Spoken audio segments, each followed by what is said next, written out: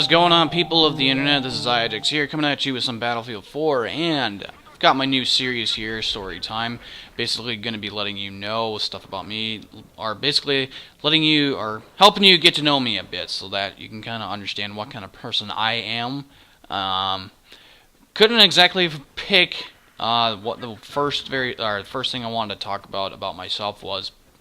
Took a little bit of thought, so I guess the main thing is what got me into gaming. So, I think it's fairly evident. I'm a huge gamer. I wouldn't be putting up gaming videos on YouTube if I wasn't. What got me into gaming is, I started at a very early age. I think I was about 4 when I attempted my first time. It was actually on the SNES, or no, not the SNES, the NES 101, that top loader one. Basically tried playing World Track Meet. It was something that was, one of the easiest games ever to play it. If you could watch somebody do it and you would know how to do it. If you're familiar with it, it was one of the NES games that you had to play with the power pad. It was basically, if you guys are familiar, if you've seen like the DDR pad with the Wii, it's basically that same thing except it was with numbers. I tried doing that. I remember just turning it on. I was like, I'm gonna try this. This looks really fun. But only being at like 4 years old, my brothers were like, "Oh, you don't know what you're doing." So they immediately tried to stop me, and try to take over. Because I think that a 4-year-old doesn't know what to do. So of course, there's the premise that if somebody tries to stop you from doing something that looks kind of interesting, it makes you want to do it more. So of course, we had the NES, and that was pretty much what we had for a gaming system back in the 90s. I know it was an 80s console, and then out came the N64. And I know while we were in church, we were, we were doing something that we were gonna get like $100 each for, and it ended up not happening. But I know I was just that one kid that, like, whenever I went to Walmart, I was always screwing around in the previews, because back then previews were like full games. Like they weren't that like intuitive with the programming to like say, okay, you only got so much to screw around with. But and I think it was on my 10th birthday I got my first Game Boy. It was like Game Boy Advance. It was a Platinum Edition, or excuse me, it was a Platinum Limited Edition. So it's actually probably relatively valuable, not by today.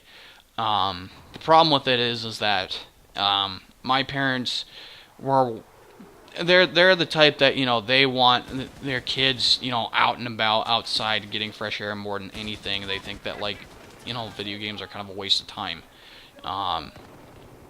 So they devised the plan. All right, they're gonna make me work for time, and I was like, well, how is this gonna work? Basically, I would do chores, and instead of being able to say, instead of doing this thing where like, okay, I do my chores and then I get to play it. No, it was I do certain jobs that I actually had to go out of my way. I had to sit there and talk with my mom and dad and say, all right, here's what I'd like to do. And they'd say, okay, it's worth about a half an hour. I'm not kidding. That's like a half an hour. For anybody that knows gaming at all, a half an hour is not very much. That's like, unless you're doing like, maybe, I don't know, something like quick, like some of the games on Facebook, a half an hour might be something, that might be meaningful or fulfilling. But when you're playing, and when you're at that age and you just want a game, a half an hour doesn't feel like a whole lot. Now I could accumulate this. The problem is that it got to be a huge problem. For me, because like I was not very diligent as far as doing chores as a kid, and overall it just got to be a problem. Of course, I ended up trying to find where my mom would hide the thing, and that was not a good idea, because eventually, I think I was around somewhere in middle school, I had just done it so many times. My parents just were so sick of them that they just smashed it. My dad took a vice to it, and he just like it was right in my face, and he made me watch as he crushed a Game Boy that could actually become pretty valuable. So that was the end of that, and then I got my laptop, my very first laptop. I was in high school, actually. I went to a baseball game that was a local baseball game here, and I had to do a bit of a contest. It was just like I had a pedometer strapped to my head. I had to do the most head bobs out of 3 people that were there. And then, of course, it was easy for me because at that time I was really into metal and whatnot. Not so much now. So that was easy. I was just basically, I had just about had whiplash like none other. So that's when I got my first laptop, and that's when I started, doing like PC gaming and stuff. Problem with that is that computer also went to crap because I got into a bit of a accident.